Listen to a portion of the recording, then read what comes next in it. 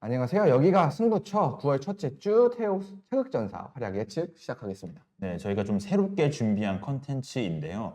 일단은 먼저 태극전사들이 이제 유럽에 굉장히 많아졌어요. 그래서 저희가 좀 주요 팀들 그리고 이제 선수들 한 4명에서 5명 정도를 뽑고 부상 자원들을 좀 배제하면서 이렇게 해서 저희가 선수들을 좀 골라서 진행해 보도록 하겠습니다. 저희가 픽하는 선수들은 대부분 이제 유럽 주요 리그에 뛰는 네. 선수들을 할 거고, 왜냐하면 분소 리그는 저희가 또 알기가 쉽지 않기 때문에 네. 주요 리그 선수들, 주요 리그 위주로 선수들이 배치된다는 점 양해 부탁드리겠습니다. 네.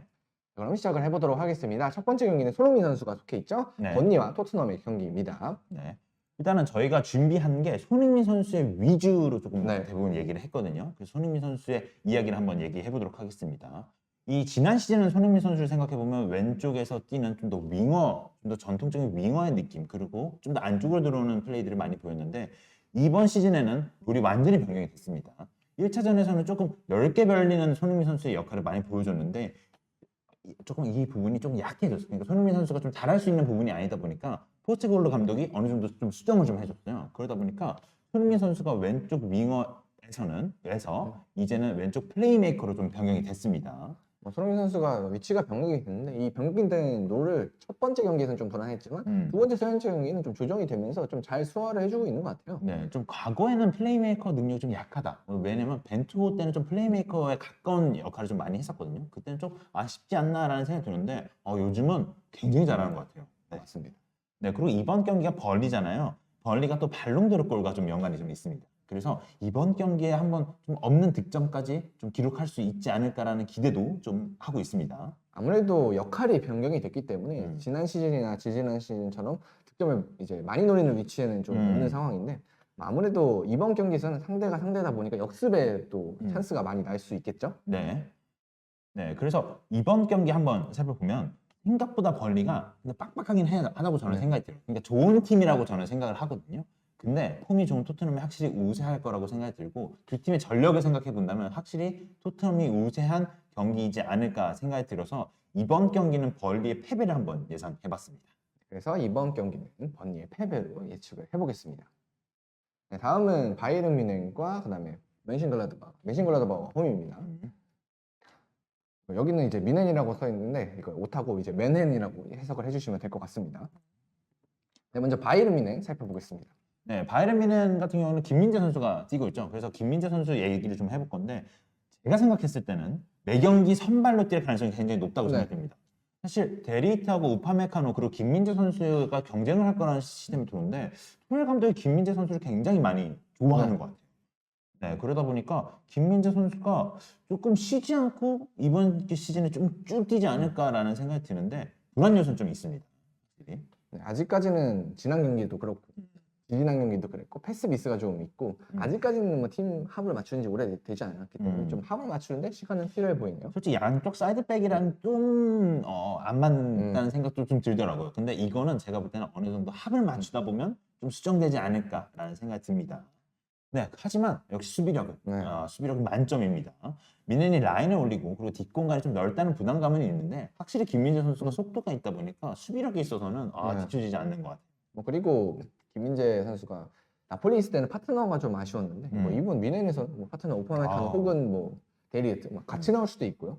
뭐 그래도 파트너가 든든하기 때문에 수비력에 있어서는 뭐 그다지 큰 걱정이 안 되는 것 같네요. 네, 그래서 이제 경기를 좀 살펴보면 바이에른 뮌헨이 역시 바이에른 뮌헨 아니겠습니까? 막강한 바이에른 뮌헨 그리고 해리 케인 선수도 득점을 뭐 오자마자 해주더라고요. 그래서 해리 케인 합류로 이어서 더 막강한 바이에른 뮌헨이기 때문에 이번 경기는 멘션글라드바흐의 패배를 예상해 보도록 하겠습니다. 아무래도 두 팀의 전력 차도 있고 뮌헨이 지금 경기력은 좋은 상황이기 때문에 뮌헨이 우세할 경기 때문에 멘션글라드바흐 패배로 예상하도록 하겠습니다. 네. 네, 다음은 이재성 선수가 속해 있는 마인츠 경기입니다. 브레멘과 마인츠의 경기 시작해 보도록 하겠습니다. 네, 이재성 선수는 확실히 이제 직전 경기 프랑크푸르트 경기에서 선제 실점을 기회로 두르고 했거든요. 이재성 선수가 팀의 득점보다는 팀에 도움이 되는 선수잖아요. 그래서 선제 득점을 했던 게 굉장히 좀 좋은 기록이지 않았나라는 생각이 듭니다. 근데 이제 주전 공격수가 좀 부상을 받았습니다. 18세 넬슨 바이퍼 선수가 선발로 나서는데 이 선수가 제가 볼 때 제가 이제 경기를 좀 보면서 괜찮은데 어리다라는 생각 확 드는 선수더라고요. 그러다 보니까 이재성 선수가 좀 딜을 좀 잘 받쳐줘야 되는 상황일 것 같습니다. 원래 이재성 선수가 득점을 노리기보다는 뭐 다른 역할, 팀의 플레이메이킹적으로 도움을 주거나 아니면 활동량으로 좀 수비 도움을 주거나 이런 쪽에 집중을 했는데 아무래도 이번 경기에서는 좀 공격적으로 나서야 할 것 같네요. 네. 그러다 보니까 눈에 보이지 않는 굳은 일을 잘한 이재성 선수거든요. 공수양면으로 뛰어난 활약을 펼치기도 하고. 근데 이제 마인츠라는 팀을 좀 살펴보면 득점력 문제가 좀 있습니다. 네. 그리고 뭐 지난 시즌부터 이어져 왔었죠. 그 원정도 부담이 좀 있어요. 그리고 이 상대 골키퍼를 좀 살펴보니까 선방 능력이 대단하시더라고요. 네, 그래서 이번 경기는 무승부 정도, 전력상은 조금 마인츠가 좀 우세하다고 저는 보여지기 때문에 무승부를 예상하고 언더도 추천드립니다. 그래서 이번 경기는 무승부와 언더를 예측해 보도록 하겠습니다. 자, 다음 경기 넘어가 보도록 하겠습니다. 다음 경기는 정우영 선수의 슈투트가르트 경기입니다. 프라이부르크와의 홈 경기네요. 네. 네, 먼저 정우영 선수는 일단은 등번호가 10번 그리고 주전 자원이고 확실히 매선 이제 준 경기를 쭉 뛰고 있어요. 네.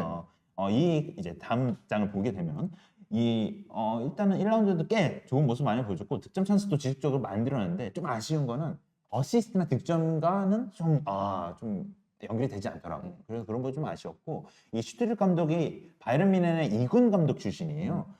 그 당시에 정우영 선수를 좀 가르치기도 했고 정우영 선수의 좋은 모습을 좀 보고 나서 매우 원했다고 합니다. 그래서 앞으로도 좀 주전으로 뛰지 않을까 생각합니다.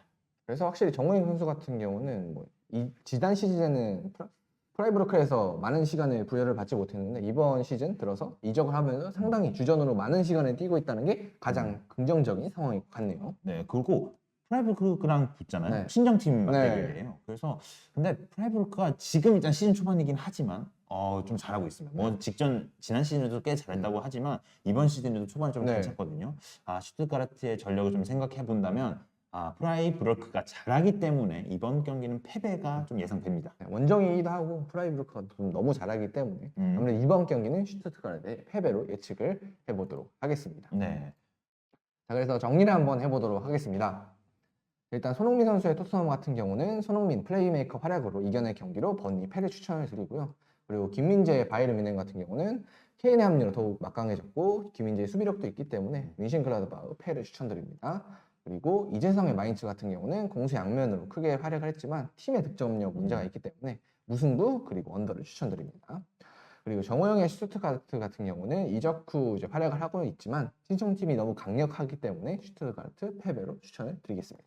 네, 그러면 여기까지 태극전사 9월 첫째 주차 살펴봤습니다. 네, 태극전사 컨텐츠는 지속할 거고 또 빅4 그리고 빅5라 불리는 그 리그들 말고도 혹시 저희가 또 준비를 할 수 있는 리그 그리고 또 뭐 득점력이 좋아진다면 뭐 조규성 선수도 잘하고 있지만 조규성 선수 얘기도 한번 해보면 또 좋을 것 같고 이강인 선수나 하기찬 선수는 좀 부상으로 지금 빠져있기 때문에 저희가 제외를 했거든요. 복귀한다면 이 선수도 저희도 한번 준비해 보도록 하겠습니다.